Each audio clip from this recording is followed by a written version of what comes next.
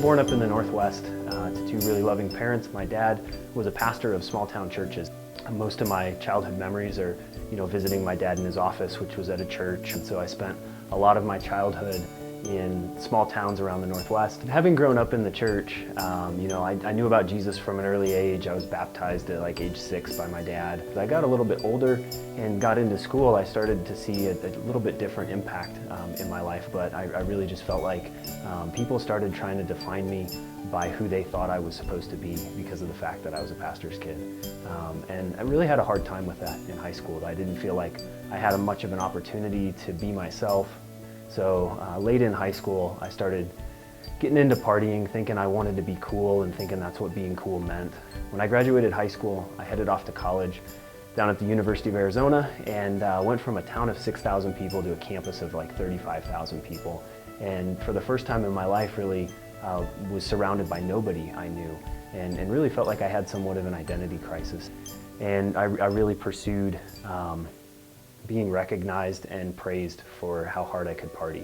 And so in pursuing that, I just got deeper and deeper into a scene that was doing no good for my life. Alcohol turned into drugs, turned into harder drugs, was completely at rock bottom. And in a moment of total despair, at about 4 in the morning, I picked up the phone and I called my dad in tears on the phone and just said, "Dad, I've messed up bad." And being a very loving father, he said, "Do whatever it takes to get home.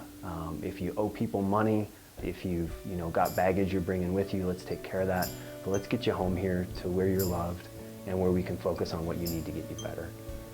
And in that, he was really extending Christ's love to me in a way that I don't think I'd ever seen someone extend that unconditional love before. I feel like in my time of drifting away from God, my life's been marked with a number of trials that when I look at them in and of themselves, they seem like really difficult things to get through, but in really beautiful ways, they've brought me back to God like nothing else. I started recognizing that I was a broken person and that without Christ's love directly and Him being a part of my life, that I could never fix things. And at that time, an opportunity came up to go on a bicycle trip and ride a bicycle from coast to coast across the U.S. And on that trip, I met Kelly, my wife. Many of you know her. The first year that I was married to Kelly, I started having some weird health things happen, and my side of my face was going numb. My eyes weren't working like they were supposed to. After several months of testing and seeing different specialists, we found out at 22 years old, I have a type of multiple sclerosis that it's called relapsing remitting. It comes and goes, and it's just this really real reminder of the fragileness of life. And we were in the middle of starting a ministry focused around bicycle riding, kind of springboarded off of this wonderful biking experience that we had had together in our past.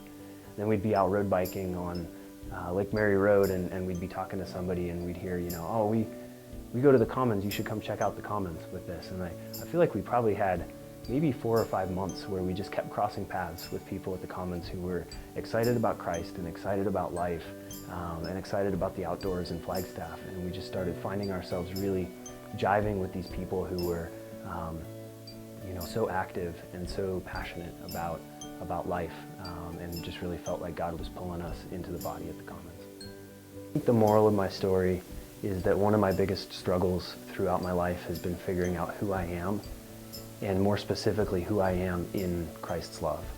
And we live in a world that pulls us in so many different directions, and everyone around us at times wants to tell us who they think we are and who they think we need to be.